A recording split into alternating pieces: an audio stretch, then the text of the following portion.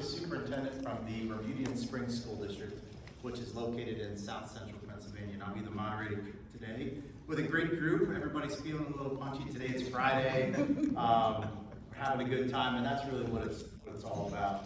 So before we start with questions regarding our topic today of how we support superintendents through social media, I'm going to have everyone introduce themselves, a little bit about your district, where you're from, just to give some context. And so, Latanya.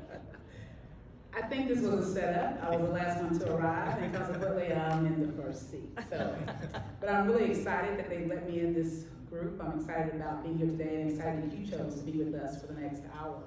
I am Latanya Goffney. I'm a proud superintendent of Aldine ISD. No, there's no Aldine, Texas. But if you've ever flown into Houston, Bush Intercontinental Airport, anybody ever flown into Bush Intercontinental Airport? Okay, you were in the middle of Aldine. And you didn't know it because Aldine is located in Houston, Texas. We proudly serve about 67,000 students. We have a few of them missing right now, and my CFO is hoping that we find them. And about 10,000 teachers, and listen, we are just 111 square miles of excellence. And it's so important that we get the word out because unlike some of you who are in larger cities or the suburbs, we don't have a media that's hyper-focused on just Aldine. And so it's so important that we tell our story and we use social media to do that. And so I'm excited to be here today to share the ways that we do it. Good morning, everybody. I am Susan Enfield, proud superintendent of Highland Public Schools and proud friend of Latanya Goffney. Similar to Latanya's district, when you land at SeaTac International Airport, Highland surrounds the airport. So we're located just south of Seattle. Just under 18,000 students. We sadly have lost some as well. Richly diverse, over 100 different languages spoken. And in Highline, we have our Highline Promise, which is to know every student by name, strength, and need, so they graduate prepared for the future they choose. Happy to be with you all today. Good morning, everyone. I'm Melvin Brown. I'm superintendent of Reynoldsburg City Schools. We're right outside of Columbus, Ohio. A district of about 7,800 students, give or take, especially now. Extremely diverse, about 70% students of color, about 70% free reduced lunch. A district that's been in a tremendous transition over the course of the last 10 years, and that is demographics have changed fairly drastically. Really excited about the work we do, despite the noise that we sometimes hear internally, and we'll talk about some of that today in terms of how we use social media to leverage some of that. Good morning, everybody. My name is Matt Miller, proud superintendent of Dakota Local Schools, also in Ohio. We are a northern suburb of Cincinnati, which is also known as the football mecca of the world. Bengals and Bearcats. And here we go. The only other thing I need to say too is if you land at the Cincinnati airport, you're not even in Ohio, it's in Kentucky. True story. So I don't have anything with that. We have about 17,000 students at Dakota. My students speak 53 different languages, all different types of backgrounds. We have our own issues too, but one of the things that helps us get the messaging out, get out that unifying message as a community is social media. So that's why we're all here today. Last but not least, Russell Dyer, and I'm from Cleveland, Tennessee, Cleveland City Schools. If you land in Cleveland, you're probably lost. It's a big airport, but Chattanooga is right down the road, and they do. So we're located in southeast Tennessee, and have a great school system, about 6,000 students there. Again, we're fairly diverse, about 26% Hispanic, and then rest make up the majority of students there. So just like everyone else, we love sharing our story on social media and can't wait to share some of those ideas with you today and get some new ideas today. Mm-hmm. So to keep things flowing, last a couple questions, and if everybody takes a few minutes to answer, we should be able to provide everyone the opportunity to share their story. I think what stands out with you can see you like to have fun, and the reality is a lot of us connect through social media to do that. And so hopefully here's some real good examples today from our family. So the first question, we'll go with Russell. How have you leveraged social media to encourage others? And so we're really just looking for each of you to share. What does that look like for you? We're encouraging others.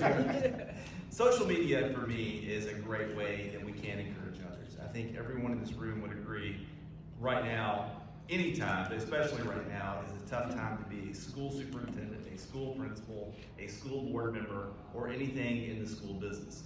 So for me personally, anytime I can tell the good stories, tell those stories about what students are doing, tell the stories about what our staff are up to in our schools, and I try to not just do that through written word, but actually capture videos and show experiences and allow for the outside world that probably won't ever step into Stewart Elementary School to see the great experiences that students are having there at the school. So for me, for us, being able to craft a 30, 45-second video really goes a long way, and it gets shared quite often, whether it's on Instagram, Facebook, Twitter, or just on our own website. So that's something that we're trying to be intentional about in Cleveland.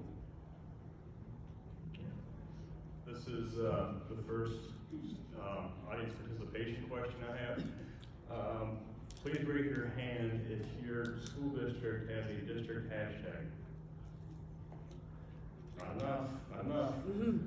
The power of the district hashtag sort of brings your whole student body together. So Steve was just talking about amplifying all the good things that are going on and giving insights into schools.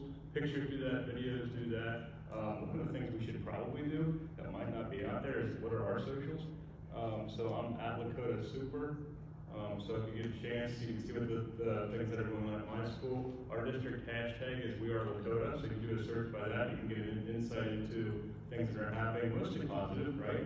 But occasionally, and we'll probably bring that up too, that sometimes our social medias can get hijacked. And so when that happens, you just keep pushing on the positives and those negatives go down the page. I think we've all experienced that at one time or another. Telling the story and recapturing the narrative about education is so important. It's been stolen from us historically, at least over the past 20 or 30 years, and it's our job to pull that back. Social media has helped us do some of that. When I arrived in Reynoldsburg in 2017, I inherited a district that was banned from using social media. They were forbidden. You would get in trouble. And I kept saying, what does that mean? We have to be able to use that to tell our story and make people understand the things that happen in classrooms and in schools aren't necessarily the things depicted in the news or what have you. So we were able to use social media to galvanize our community, bring people together, and really focus on the things that were correct, despite where we are now and having a number of trolls out there on our social media. We still have to keep pushing that message out there. We got to keep pushing it out there and talking about the good work that's being done and not letting other people tell our story. So social media has helped us do that in a multitude of ways, and I'm really happy about how it's come to fruition. Our hashtag is #RenProud, REYN proud. And it's funny, I put out something a couple of years ago, 2 years ago, that one person thought was negative, and I put in Ren Proud on it, and he said, well, this is Ren Proud, this will be our school district. I said, well, first of all, that was my hashtag. So I loaned it to you. So it was okay about it. Have a great day.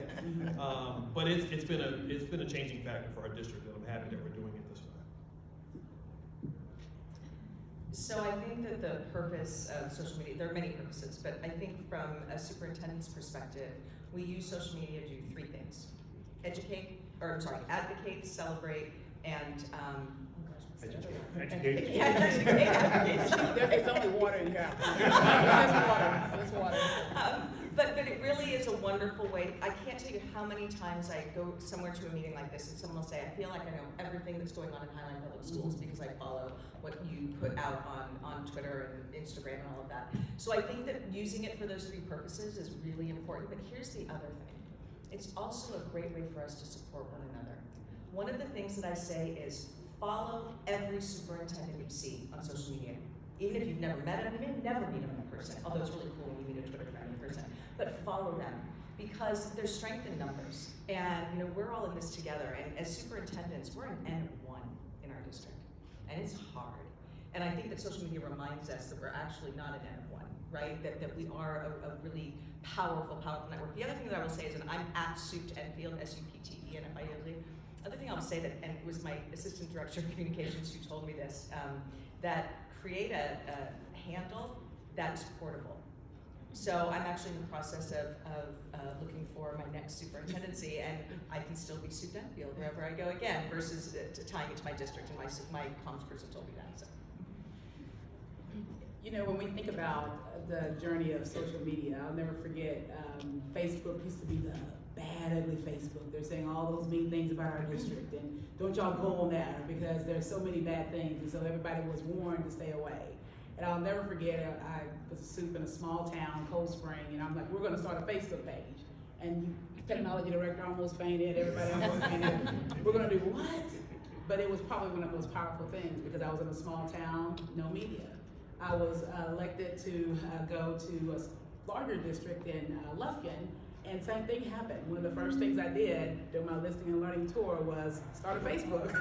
And literally the whole audience, I was speaking to instructional leaders because they had a conversation from the previous superintendent on how bad Facebook was. And at the time, Facebook was the leading place to share information. And so, long story short, we started and we were able to share all the great stories and all the great things that were happening. As I think about social media, there are two things that come to mind. Number one, we want to tell our story because if we don't tell it, who is? So we want to tell the story of the district. We want to tell the story of our profession as a superintendent. And many times we hear that being a superintendent is lonely, but what we don't sometimes realize is being a superintendent is human. And so your social media posts kind of humanize you because you post things about not what you're drinking and not what you're eating, but what you're doing to support your families, what you're doing to support the students. And so it sometimes humanizes you as well as tells a story. And so I use it as a tool. I consider it my brand, and I hope you consider it the same. I'm at Dr. Goffney. Yes, you can go on whether it's Twitter, I am Dr. Goffney on Instagram, and then Facebook. On all of it, it's pretty aligned. Facebook I pretty much use for family and friends and a little bit of school, and we have a school district Facebook page. But Twitter, in addition to just the challenges of being a superintendent and telling our story, what you'll also hear me say all the time is iron sharpens iron. I follow people who are doing great work. So before I knew I was on this panel, I was already following everyone here and all of the superintendents in the superintendent lounge. We met up on Zoom, and I was trying to find everybody's handles really quick. And I discovered I was already following them because I make a habit of following people who share great content. And we know it's a lonely position, but the way we learn, the way we grow is to learn from those who are also doing the work. So I learned from those who are doing great work in other districts, and hopefully I'm able to replicate or confirm some of the things I'm doing in my own district. Great. So here's the next question anybody can start off with. How has your social media presence positively impacted your school district? I'll launch. It's hard to compete with the cheerleading competition.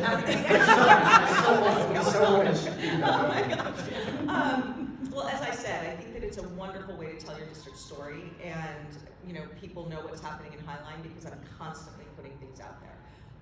And I also think under the sort of advocacy hashtag, you can actually sort of launch a mini movement as well. So my good friend, Dr. Baron Davis is in the back, and early in the pandemic, he and Matt Miller and a number of other superintendents were really concerned about the digital divide, that we had kids who did not have internet at home.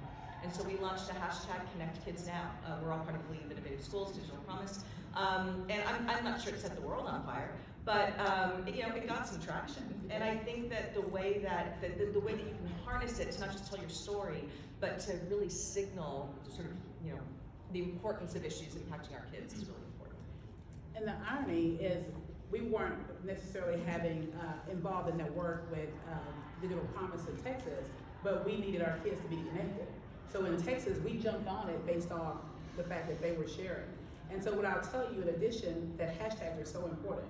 When I went into Aldine in 2018, I came in and our hashtag was hashtag all in for Aldine.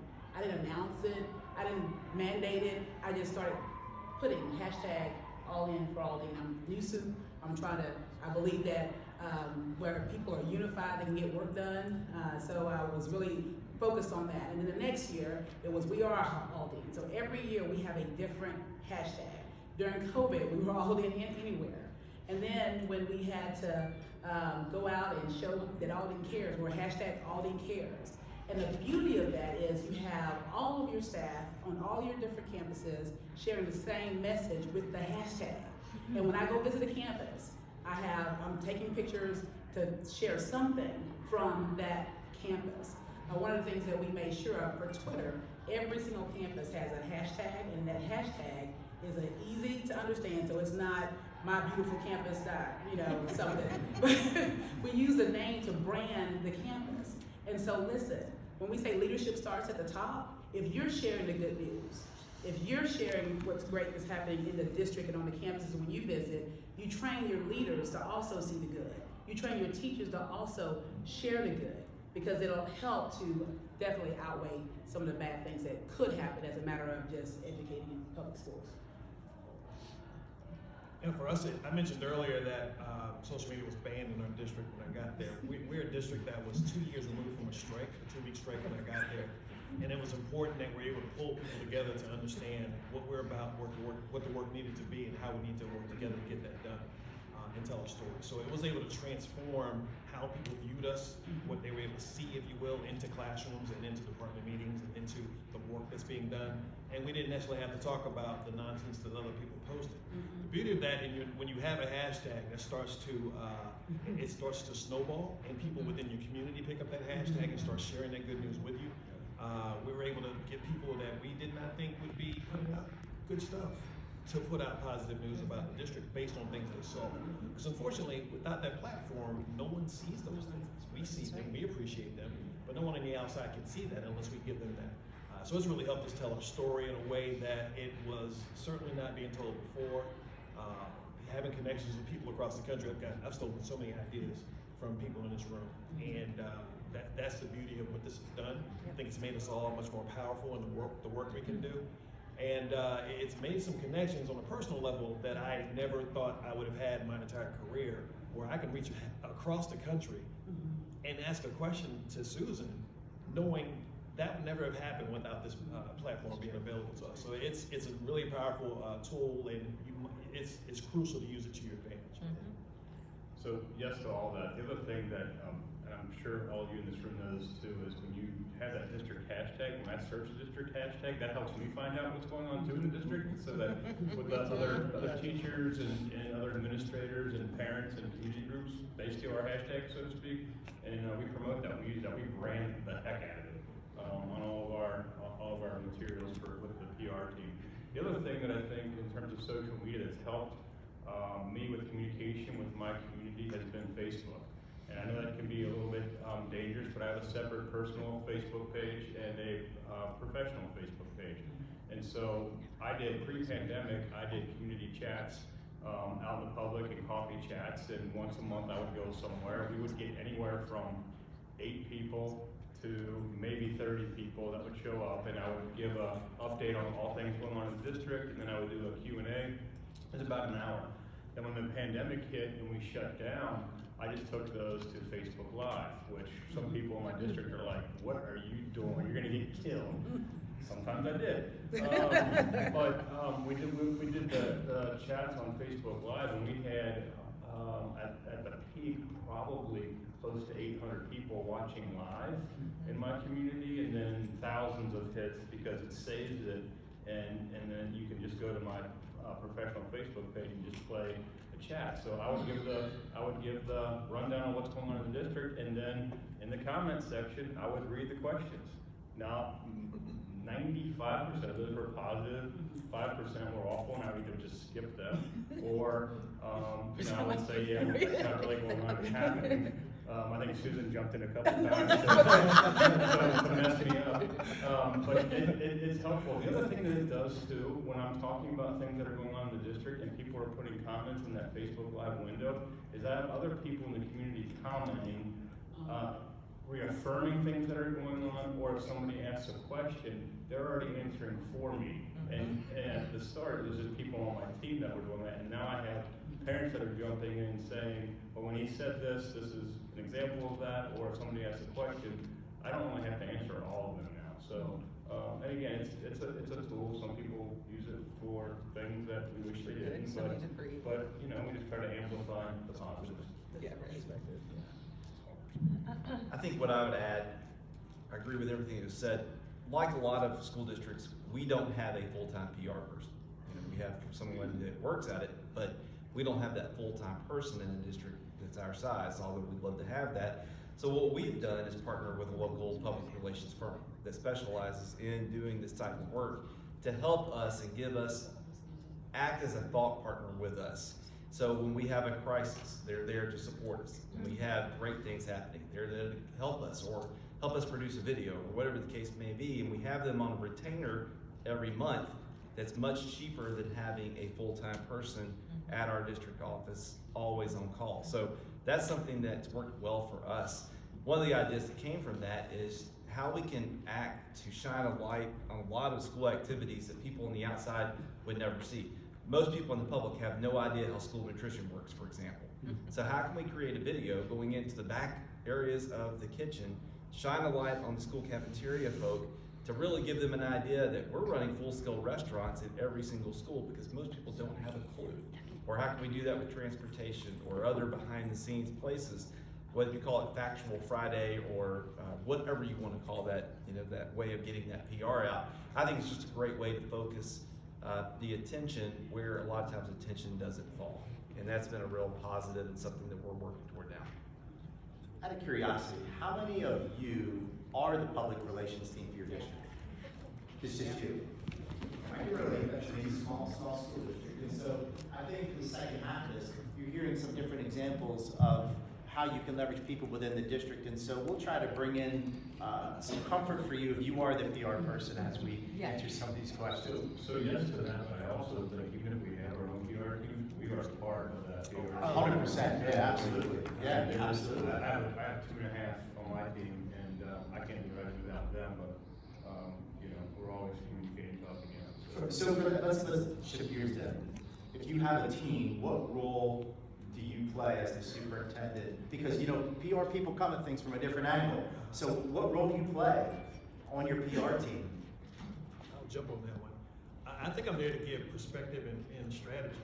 Sometimes it's easy to say something a certain way and get an idea of how it's going to be received by portions of the community or whomever.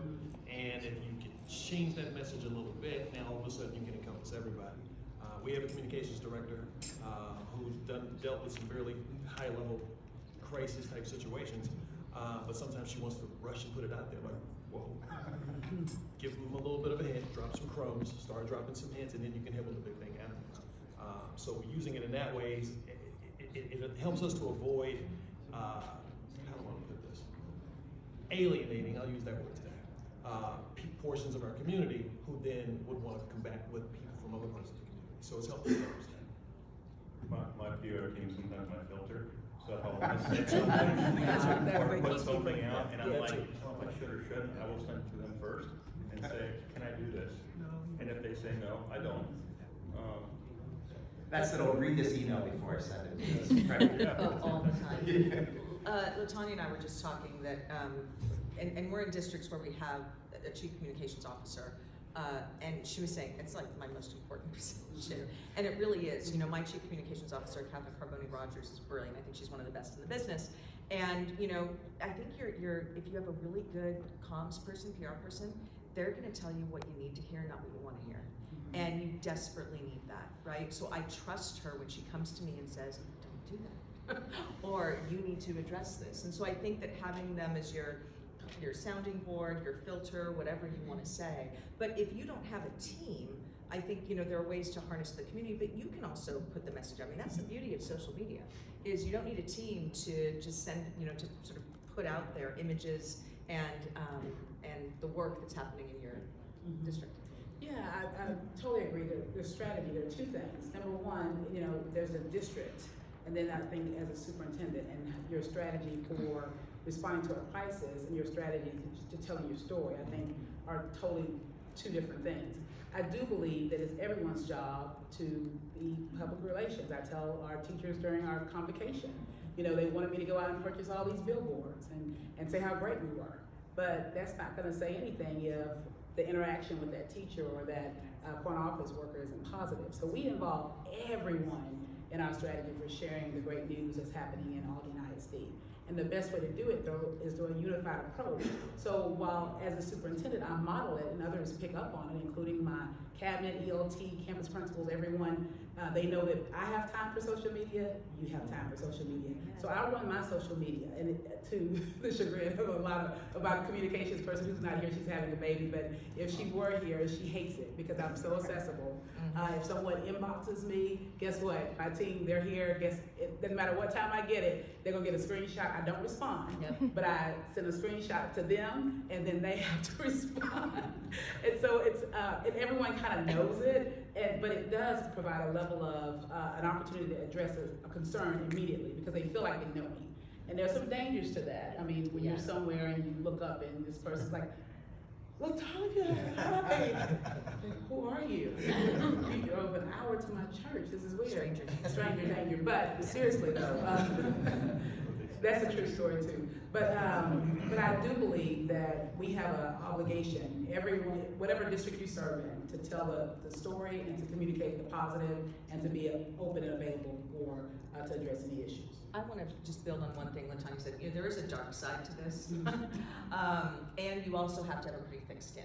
If you put yourself out there, you're putting yourself out there, and people can be less than kind. My favorite hashtag last spring when we were trying to get kids back into school buildings was hashtag resign Enfield. So you know, you have to be willing to see that stuff. Now I think also you also have to really be self-regulated because it's hard not to respond sometimes. But if you get into a back and forth on social media, you will lose every time. So making sure that someone gets responded to, but not in the public sphere like that, I think we got to really be strategic in how we're putting ourselves out there. So, I think the only thing I would add is, and I think we all agree, you know, we have to keep our school board in the know. And, you know, when we're planning to put out information, make sure we have an order of importance that goes with that. And that's something that I've really had to work with our PR because sometimes they do want to move a little too fast. And like, no, we got to let school board know and then work through, let our administrators know, let our own staff know, and then get it out to the public. So that's the only piece I would add to that. It's a good segue. So share with us, and let's go with, we can all find something negative. Let's go with positive. What feedback have you received through social media that influenced a decision that you've made or are contemplating making? Now let's think of some good examples.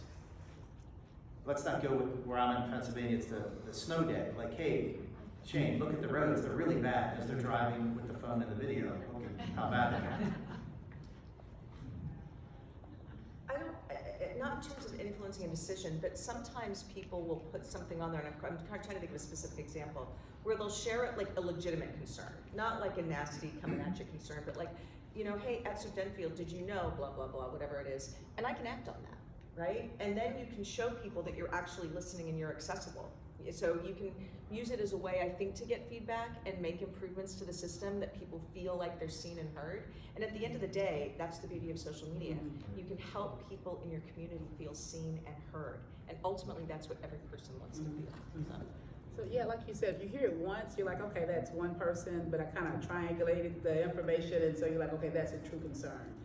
So just like she does, we try to be really responsive. Unlike a snow day or a hurricane day or a rain day or any of those days, and I hate to bring up COVID because, you know, that's just the reality we're in, but I'm kind of thinking about the fact that most recently with Omicron, we saw a heightened number of substitutes, and we have our teachers who were giving up their conferences to work, and they weren't taking to social media in a way that was about auditing, but just talking about how tired they were. We saw numerous posts, people were talking about the drain, and not only in our district, but across the state and the country. And so our team came up with presented that, hey, we've got to do something because our teachers are tired, they're giving up their conferences, they're giving up their planning periods, what can we do? And so in Texas, we have to go to school for 75,600 minutes, and one of the ways that we were going to recover learning is by extending the school day. So we extended the school day because we thought we were going to be out of COVID so that we could just recover learning, and because we're still in COVID, we have all of these minutes and all of these days. So we use them in a way that would give teachers the gift of time. Teachers will do anything for jeans and time. And so, in Texas.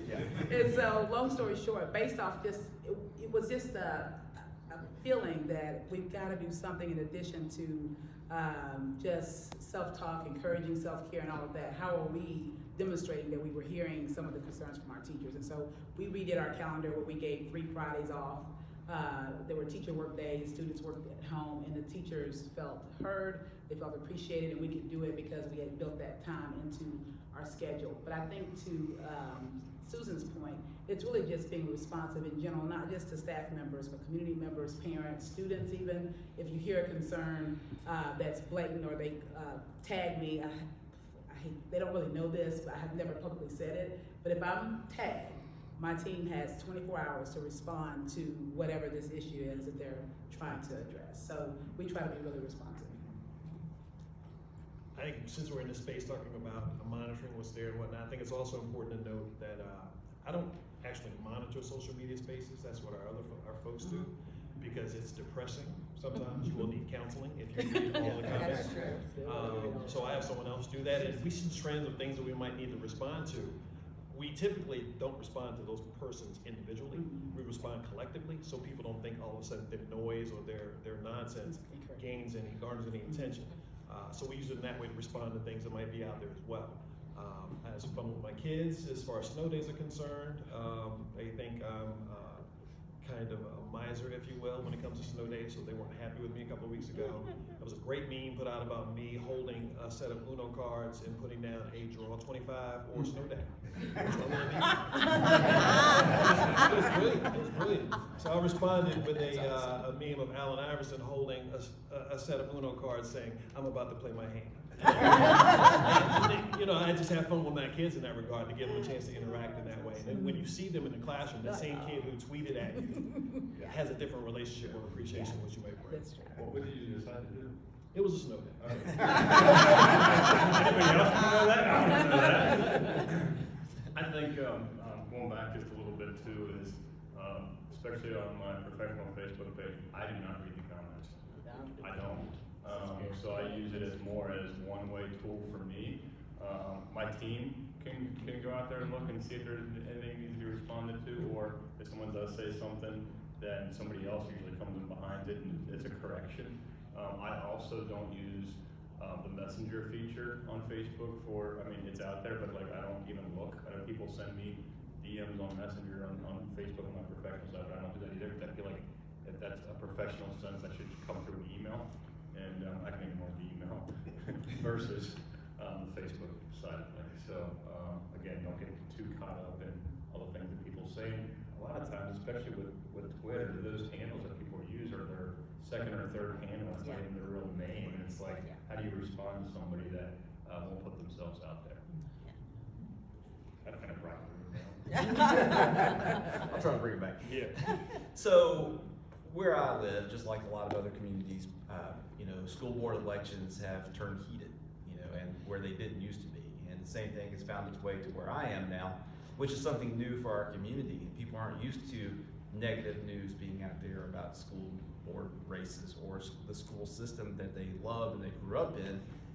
And one of the things we've decided as a school system is my job is not to respond to candidates, but we respond to things that affect the school system. So if things are out there that affect, I think, the morale of teachers or the morale of our principals or whatever the case may be, we're never going to respond directly to a person, but we're going to put out information that's positive. We're going to take the high road. And we have received a ton of positive feedback for doing that, because people know that we're responding to situational things that are out there, but we're never going to respond to a correct person, and we're never going to respond right away.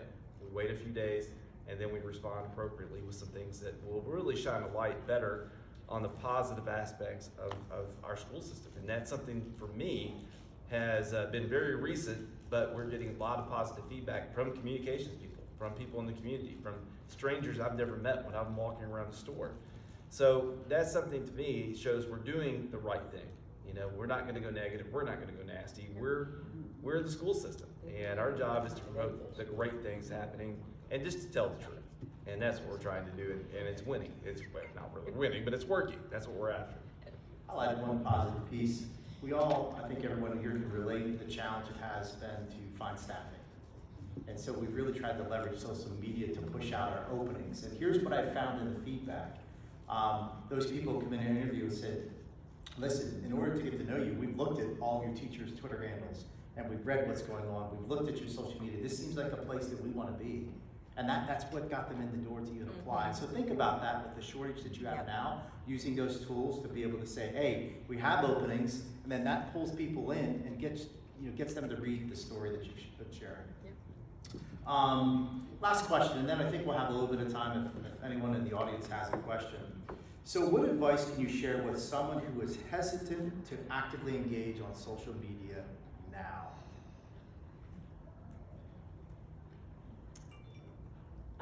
I think what I would say is, you're not alone. And so, reach out to colleagues who have been doing it maybe for a little bit of support and strategy. But I believe strongly that if you're a superintendent in 2022, you don't have the option not to be engaging through social media. It's part and parcel of the position now. And actually it's why, with all due respect to our superintendent predecessors from, 10, 15, 20 years ago, if you haven't been leading in the era of social media, you have no idea what it's like to be a superintendent right now. Because it is, I actually have. And so I think though that you really do have to find a way to engage. Now I want to be clear, you don't have to do every platform all the time. Pick one thing that you're going to do. But I think you have to do something, because I just think it's part of our role right now. I think too, you just start with, you create the page, you put your picture on there, your professional picture, and you find a way to tweet or put something out once a day. Whether it's a picture, whether it's an inspirational quote, whether it's something going on in your district, or the hashtag in there, it doesn't have to be 15 times a day, or 15 times an hour, but I think once a day, 30 seconds of your time would be a good place to start. Yeah. I would ask the question, if you don't share your story, who will? And then think about it. It's an opportunity to brand yourself. I have a Google alert set for Aldine ISD. I have a Google alert set for my name. And many of you will be applying for superintendent positions if you're not already, and everyone's gonna Google you. So why not have the great things that you're doing in your school right now pop up? And that's the beauty of social media. Not only can you use it to make a positive difference where you are, but it'll also potentially open doors for you in other places. And maybe you don't aspire to be anywhere else, but to be able to sharpen others who are looking for the solution that you've already found, it can be powerful. We talked a lot about Twitter. There are other opportunities to share. Clubhouse just came out, and it's weird. I didn't like it, but I met someone on Clubhouse, came to NCAA conference, and Karen's like, hi, I met you on Clubhouse, and another said, I met you on Clubhouse. My point about the whole thing, though, is you can't, this wouldn't happen 12, 13, 14 years ago. We might have read in the magazine that came out once a month, or we would have seen it in an article that came out once a week. But to be able to have true, engaging conversations about the challenges we're facing, or how to provide solutions to the problems we're trying to solve, we can have those conversations now because of social media. So if you don't do it, then you're missing out. Yeah. And the students that you're serving or the team that you're leading is missing out. I would agree with everything you shared. I had that same conversation last night with a superintendent that I work with on a frequent basis who hates social media. So we talked about this last night for a while, but two kind of practical things. One, you can also use it for your evaluation, and on Twitter, I haven't looked at it this year, but I know in the past, I'm able to go back and do a year in review. You basically press a button and it pulls it down, and that's something I've shared with my board. If you want to know how active I am in the community, if you have any questions, here, look at this. That shows me at Rotary Club or going to civic functions or whatever the case may be. So that's one feature, but also turn it off at night. Every phone has that do not disturb function. Mine from 10 o'clock at night until 6:45 in the morning, I'm not getting tweets and lit up on my phone. And that's something I choose to do. If somebody needs to get hold of me, they can get hold of me, but I'll shut it off because I don't want to hear that thing dinging all night long. And if that's your worry, use that function. It's something you can do, and then you have some privacy back. We talked a lot about how we tell our district story and putting out information. I think it's also important that we tell our own story and what we take stances on. Advocacy right now is crucial for us to be the people telling our own story so people know what we believe in. If you're just starting out, be careful about what issues you might confront and how you might do so. I try to always be as strategic as possible by saying, I may say something that someone can read a certain way. If you read between the lines, you get what I'm saying, but if you just read the quote, you may not actually get it. It helps me get some frustration out. Many times I try to put out an inspirational quote each morning to make people feel good about coming to work, doing the things in the industry for kids, but also something therapeutic that probably somebody pissed me off yesterday. So telling our own story and what we all believe in can not only make us feel better about what we're doing or how people perceive us, but who knows who's watching and what other future opportunities may come out of that for you personally. And the other thing that I will say too is though, you have to be smart about it depending on where you are in your career and where you are leading. You know, I think with privilege comes responsibility. So I feel I have a responsibility to use my voice and my platform to advocate for the issues that are important, right? And I'm also in my 10th year as superintendent, and I live in a very progressive part of the world. So I have people come to think, you're so bold. I'm like, I wish I could be that bold. I'm like, well, if you're a second-year superintendent, I don't want you being that bold. You might not be a third-year superintendent. So, you know, I think also you just have to be very, very careful around what you say and whether it's the right time to say it, given where you are. So let's open it up. Yeah, questions? All right, love it. Yes. So I heard a lot of Twitter and Facebook and other ones, but I don't know if I heard, I might have missed it, like LinkedIn or GroupMe, those are other platforms. Are you using those, and if so, how? I'll start. GroupMe is very popular in my phone. So I have a GroupMe with all my executive leadership team. I have a GroupMe for all of my direct reports. Instead of cabinet, we call it core. I have a GroupMe that we started in Texas for all of the female superintendents. We have over 250 female superintendents. They can post a question and there's an immediate response. I have a GroupMe for all of the African American superintendents. So GroupMe can be very powerful. If you haven't used it, you should consider it. I'm on LinkedIn. I'm not as active on LinkedIn because I'm not looking for a job, but I do post sometimes on LinkedIn. I'm not, but I'm also on the other ones, Facebook and Instagram for my daughter. For your daughter. She is not on Facebook. It's just. I'm not. My husband and I are the only two human beings who've never had a Facebook page, and that's a fact. And which serves me well now as a superintendent. The other thing that I will say about LinkedIn, Max, because I'm on LinkedIn as well. I think some people use LinkedIn like Twitter, and that's not what LinkedIn's for. So I think we also have to be really clear on what the purpose of different. So like, you know, I'll post a picture of one of our beautiful, brilliant kids doing something great in a classroom. I'm not with that LinkedIn. That's not the purpose of that. So I think also just being very, very intentional and strategic in how you use each one. Yeah, I don't use Facebook anymore either because I think it's toxic. I do have people who look at Facebook pages to give me feedback so we can respond to things, however. But I'm not personally on Facebook or professionally on Facebook Nope, right me now. neither. So there's two of us. Yeah, I've had one though. I've never had one. I use LinkedIn the same way to put out positive messages. Great things that may happen from a human resources standpoint within our district that we want to share. We certainly try to recruit via LinkedIn. I've made a ton of connections through LinkedIn that have led to opportunities for our district. Yeah. So you're using it in that way. I use it. You want me to talk about Signal? I've heard about Signal. We use Signal quite a bit. It's our therapy throughout the week, and we're constantly sending messages to not only help each other through tough issues, but also to make us laugh. I'm afraid to pick up my phone right now because that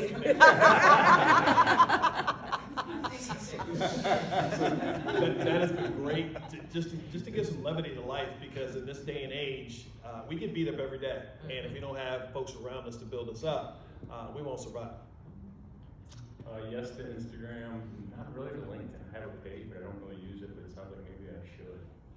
But I had to ask what grouping was, but I didn't even know what that was. Yeah, I do have LinkedIn and Facebook and Twitter and Instagram. Are we still on Instant Messenger or AOL? You know? That would be I actually good. still That use would be- So no, I use them as well. Susan's MySpace pages. Yeah. You guys spoke about LinkedIn. I just want to say LinkedIn is really good for teacher recruiting and the like. I've seen a lot of folks use that. Yeah. But the other question that I had for you all is, I spoke to a superintendent earlier today that said that folks have come up to her in the grocery store saying, you turned me off of your Twitter, or you blocked me off of your Twitter. I was wondering, do you block all the negative Nellies, or do you just let them roll and scroll? No. So I've done two blockages. Once was a student who was being highly inappropriate. And the other one was for somebody else. But here's the deal though, if you block people routinely, it sends the message that you're not willing to hear the tough stuff. So you have to be very judicious. But I think there's a line. Like, I'm sorry, when you're starting to talk about like my body parts, I think that I can safely block you. Something to keep in mind also, all those are public, at least in Ohio, all those are public records. Oh, So yeah. we have all of our social media pieces archived, use an app called Archive Social to store all of that, so that if someone wants my tweets, they're all right there. So just be aware of that, and everybody wants to know everything, although they have no purpose in knowing it these days. Or if somebody, does a public request, or if they say you deleted something, it's proof that you deleted. Yeah. Real quick too, I just wanna put a plug out for NSPRA, which is Yes. the National School PRs. Leslie, you made her heart sing. Leslie. Susan and I have been involved with that, and it's sort of, they've been working on having more superintendents involved with that organization, and I think could have helped. But that is, the most fun group you will ever be around in terms of their conference, not that this isn't great, but those people get to tell the stories in a much more positive light, so, just a plug for them too. Yeah, amen. Well said. Other question? Yep. Matt, you said you tried to tweet or put something out at least once a day. Do you have a content calendar? Are you very purposeful about it, or is it just whatever's happening in that day at that moment and you decide I'm putting it out there? Thanks for that question. Usually it's something that I'm going to or involved with, but I do more than one a day. Sometimes too, it's a retweet of what a teacher's done, and I'll just comment on it or something, or say something to try to amplify it, or a parent. So it's not intentional, in terms of what it is. Maybe it should be more. But no, it's just what I come across or what I see, or if I'm at one of the community organizations, or if I'm at a basketball game or something like that, we try to promote different groups, different activities like that. And as a follow-up to that, have you ever had somebody saying, well, you're always putting stuff out about X and you never Yes. talk about this? So I have two high schools. I have Lakota East and Lakota West, and I have had people call me out on social media because I'm posting too much about one high school over the other. So I have to be very intentional. Maybe I shouldn't, but I am. Now I have to try to balance everything. So.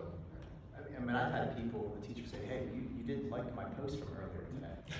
And it just kind of makes you think though, one, they're paying attention, and two, be intentional about what you do, because people will kind of hold you accountable, which isn't necessarily a bad thing for sharing good stuff. Other questions? Yes. Yes, excellent presentation, but just curious, is there any, especially if you have staff that are covering your communications, what do you think are the best metrics for you knowing your social media is really getting that traction and coverage that you want? Likes, retweets, followers. Typically before any inclement weather, I pick up 100 followers because now much everyone knows what's going on. Events like this, I'm hoping I come out of here with more followers, simply because our network is broadening and can help us in that regard. So those are some of the things I look for. Twitter, Facebook, I won't talk about because I hate it. So I'll let someone else do that. We actually get in and we look at the analytics, and we pull those analytics and we look and see what time of the day is the best time for us to put this tweet out or put that Instagram post out. We've also found that if you use, for example, Instagram stories, instead of posting to your page, you put it at the storyline, you get a lot more people viewing that a lot of times. So we just have to kind of learn that, and also we've learned when to purchase, the push outs for geographical areas, especially when it's registration season and so forth. So those purchases help you get your word out to those who may not follow you, but need to know that information. I think too that, particularly in terms of the hashtag, that's your brand. So if you can brand it and see other people picking up your brand and you put it on everything and anything, I think that says a lot about the culture, the community pride. That's what we've tried to do. So that's another metric too, that we see that other people use our hashtag for something good. And here's the other thing, I chose not to make hashtag resign Enfield my brand. But I will say though, when I get the negative stuff, I go on to see how many followers they have. Because then I know how much I have to worry or respond to it. And when they have 3, I just move right along. I don't even know. Nobody saw it. Yeah. Any other questions?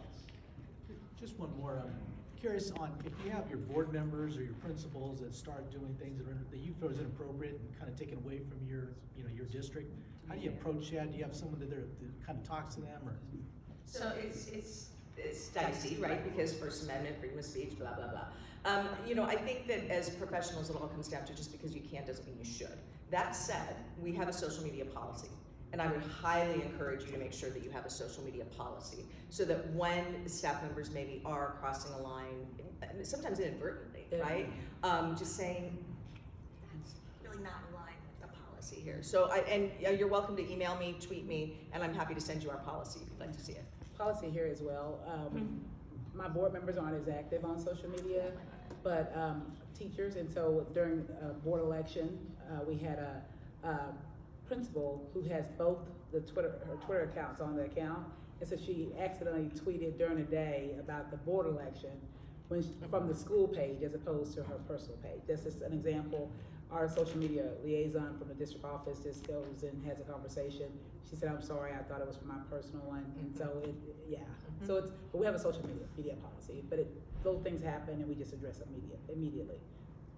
The only thing I would add is my secretary is also the PR person.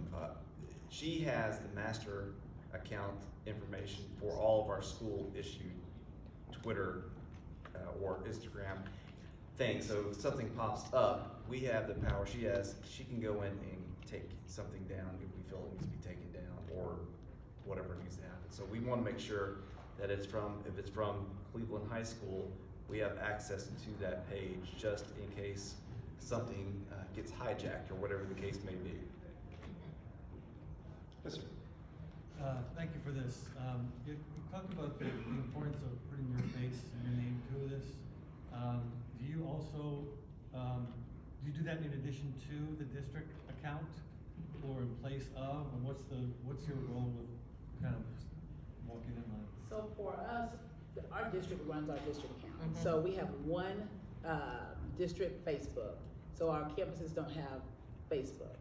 A couple of our departments may have it to communicate with parents, but that's it. And Twitter, we have expectations for Twitter. We have 84 schools, and so they have a PR liaison who meets, and we've aligned our handles so that they make sense. And then the messaging goes through our district office or our campuses.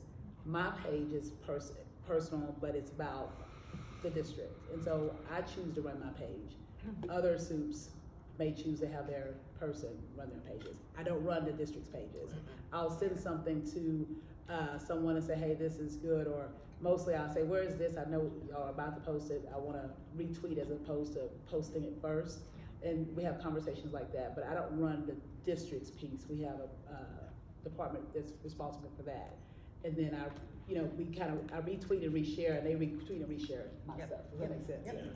Same here, it's separate, so the district is the PR team, and my page, no one else is on it. Yeah, sometimes I can put out something that is totally unrelated to this issue over here that the district puts out. I can retweet that, now I'm getting messages out. Everybody gets to see both of those. So I run my own, the district runs the other pieces. And can I just say too, and I think someone brought this up already, but if you're in a district where you don't have a comms team or a PR person, there are people in your community who will happily do this for you. I mean, in a good way. They're already doing it for you in a bad way. But in all seriousness, though, find somebody in the community, and you can do a small contract with them and say, would you be willing to sort of make sure that we're getting the good messages out? So you don't have to have someone hired on staff, and you don't have to do it all by yourself. And I think too, if you're hesitant about doing something, talk to somebody. Like we all were there at one point where we were just starting out, wanted to figure it out, what to do. Just reach out, and you can actually leverage Twitter to do that, to build a connection. People will help. Oh, yeah. And that's the power of social media. Other questions? Well, thank you. Thanks for attending the best. I have a couple words to say. Go ahead.